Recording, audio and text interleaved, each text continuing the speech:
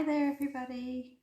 I'll just wait a little bit, see who comes on. I'm slightly embarrassed that I've had the same t-shirt on now and I'm drawing attention to it, aren't I? But you might have noticed I've got the same t-shirt on 3 days in a row. I'm not embarrassed enough to do anything about it, but just for the record, I've been gardening all day and then I've just put these, and I was gardening all yesterday, and then I've just slipped this t-shirt on, so I've not been wearing it continuously for 3 days. Okay, I hope everybody's okay. How's everyone doing with what's going on in the world? We're all okay at our house, and I think my husband is finishing work on Tuesday, so I'm looking forward to having him at home. I've been up since 4:30 this morning. Sam woke me up at 12. Perfectly good reason to wake me up. He wanted to know if I could be any Power Ranger, which Power Ranger would I be? I was delighted to be woke up with that.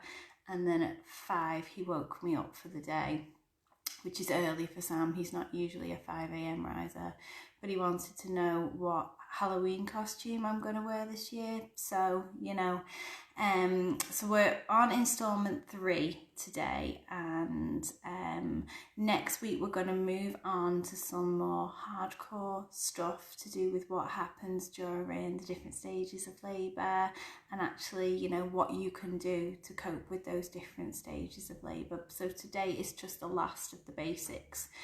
I do think you need to know this, because when we're talking next week about the different stages of labour, if you don't know this stuff, I'm looking over there because I've treated you to some pictures. If you don't know this stuff, next week's stuff's not going to make sense, and you absolutely do need to know this. So I'm sorry to insult anyone's intelligence here if you think we already know this, but actually a lot of people don't already know this stuff. And when I first started teaching hypnobirthing and I was talking about the cervix dilating and stuff like that, one very brave man put his hand up and he was like, I don't know what you're talking about. I don't know what you're talking about. I don't know what's dilating. I don't know what that means. So then I introduced like a kind of female reproduction kind of anatomy thing, and I've drawn you a picture here. Ta-da! I drew it myself. There is no expense spared, ladies and gentlemen, with this course that you're doing with me now. You may already know this. So if you see this picture here, you've got your uterus here when your baby would grow in there, and your cervix here, which is the part that dilates, and then the vagina at the bottom, which is, these lines are because the vagina is really rugged. And when you're not pregnant, your uterus is about the size of a pear, and if you imagine it like an upside down pear, so like the bulbous part is at the top, and the neck of the pear is at the bottom, and it is about the size of a pear when you're not pregnant, or right at the beginning of your pregnancy. And interesting fact, it grows to 500 times its size by the end of your pregnancy, which is amazing. I always say if men had an organ that could grow to 500 times its size, they would shout about it a little bit more loudly than we do. Your cervix sits at the bottom of your uterus, and it's about 2-3 centimeters long. It's very firm, it's very tightly closed, and at the bottom of your cervix is your vagina. Some people call it a birth canal, but I don't really like that word. And so do you know what happens during a contraction? I was just gonna talk you through it very briefly, because not a lot of people know. If I was to draw a contraction, it looks a bit like this. Is the writing the right way around? I can't really tell. It looks a bit like this. It looks a bit like a wave, which is why I refer to them as waves or surges. Much more accurate than the word contraction. And what happens during a contraction is basically your uterus is a big bag of muscle. It's pure muscle. It's the strongest organ in the human body. We should be very proud. And what happens during a surge, during a contraction, whatever you want to call it, is every single tiny muscle fibre in the uterus starts to shrink down and go tighter. It gets shorter and tighter. and then it will stay tight for a little while, and then they will start to relax back down. So again, it looks a bit like this. Okay, sorry, I can't tell if those words are the right way around. So that's like a little muscle fibre, and then as the surge starts to build up, they get smaller and smaller and smaller as the muscles go tighter and tighter and tighter. This is right in the middle of the surge when the muscle is at its tightest, and then everything starts to relax back down again. Okay, and the muscles relax and stretch out again and have a bit of a breather. So it looks like this. There's my wave picture again. As the muscles get tighter, they build up, they build up, they build up. Then the muscle stays at its tightest for a few seconds, and then the muscles start to relax back down, okay, and they lengthen back out again. I like this picture because surges can't just keep climbing and climbing and climbing up into the sky. It's just a nice reminder that they always build, they always peak, and they always come down the other side. You will always get a rest period. And what I always say to my clients is, if you imagine yourself in labour, just have a think about what is happening to you in that moment. If you imagine yourself in labour, most people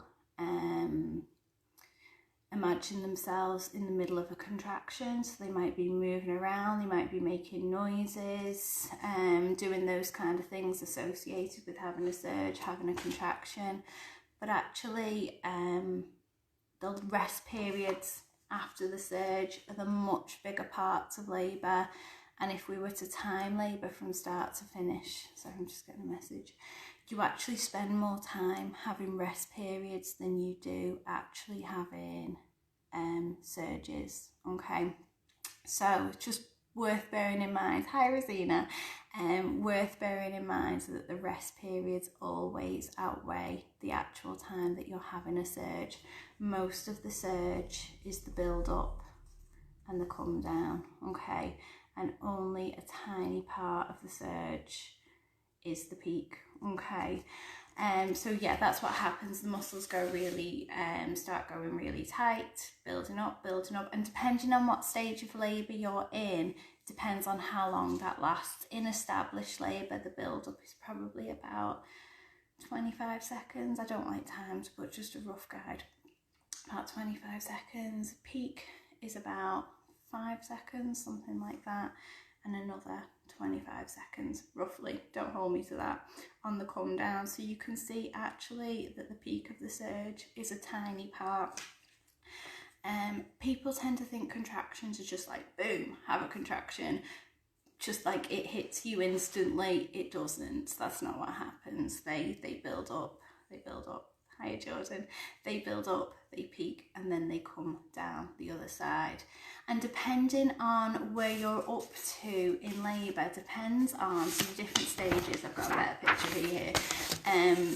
Depends on what those surges are doing. So for the first part, so during the latent phases and early stages of labour, we'll go through this next week.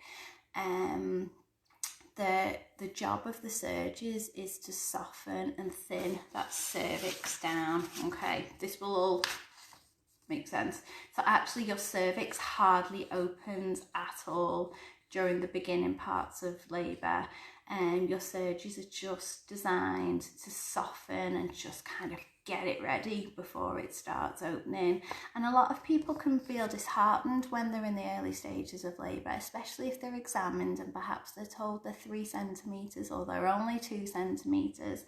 But actually that's perfectly normal, and that's really good. That's really good, because lots of changes are happening to your cervix before it even begins to open. As labour advances and we get into more established labour, what the job of the surge is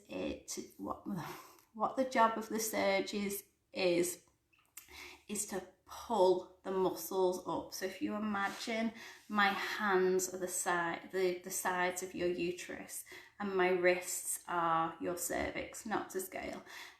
Every time you have a surge, not only are the muscle fibres getting tighter and tighter and tighter before relaxing down, but they're also drawing up, up, up, up. And if you look what happens to my wrists, as they draw up, the cervix starts opening. Okay, that's how your cervix opens. That's the muscles pull it up, and the point of that is that we're pulling all the power up, so the cervix gets taken into the uterus and all the muscle power gets taken to the top of the uterus. So at the start of labour, you wouldn't know this, but at the start of labour your uterus is about this thin.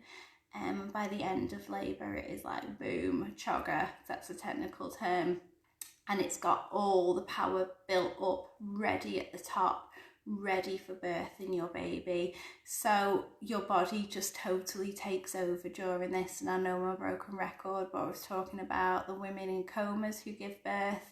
Their body will naturally go through this process. You don't have to think about it. In fact, thinking about it and making it more complicated actually slows the process down. You've got to be able to switch off totally, which is why we spend some time on my courses doing like relaxation practice and breathing exercises, so you can totally switch off the front part of your brain and let your animal brain, which knows how to do all of this amazing stuff, let it do what it's designed to do. I've been writing my own manual. It's going to be beautiful for all my clients, so it's going to be a full Lionheart hypnobirthing accredited course. And this is my first draft. It won't look like this once my graphic designer's finished with it, but you can just get a little feel for it here. Okay, so the surges are opening up the cervix to start with, drawing upwards, taking all the power to the top. And then right during the birthing stage, some people call it the down stage for obvious reasons, the muscles then, the surges are then working to birth your baby during that last final stage of labour. I do think that you need to know that before we talk next week. So next week, Monday to Friday, we'll go through the different stages of labour. Monday we'll do the latent phase, Tuesday early labour, Wednesday we'll do the active stage, Thursday transition, and Friday the birthing stage. Just talking for about 5 minutes on each one. Because trust me, when you're in labour, because all those different stages of labour feel very different to one another, and there's different things you can do during each one to help you cope. When you are in labour and you understand what is happening to your body and your birth partner understands what is happening to your body, you trust in it, you feel so much safer, and your labour hormones will be happier because you feel calm and you feel safe. And unfortunately, when I was a labour ward midwife, I saw many a woman arrive at hospital in a bit of a panic and a bit of a frenzy, not understanding what was happening to their bodies, and wanting us to like make it better, which obviously midwives can do, but it's still happening to your body, and you absolutely need to know what is happening so that you feel safe and so that you can enjoy it, and you can stay calm and in control.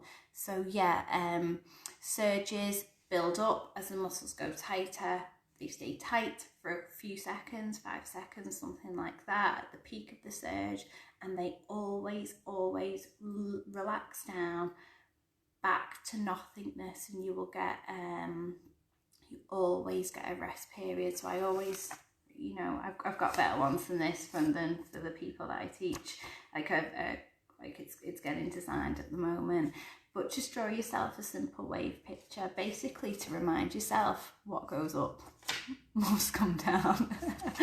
Very simply. Will you write in the comments if that was helpful? Will you just press the like button? If you've learnt things tonight that you didn't know before, just press the like button. It'd be really helpful. And next week we'll start on a bit more kind of nitty-gritty what happens to you during labour and birth. All right, have a fabulous evening, everybody. Bye.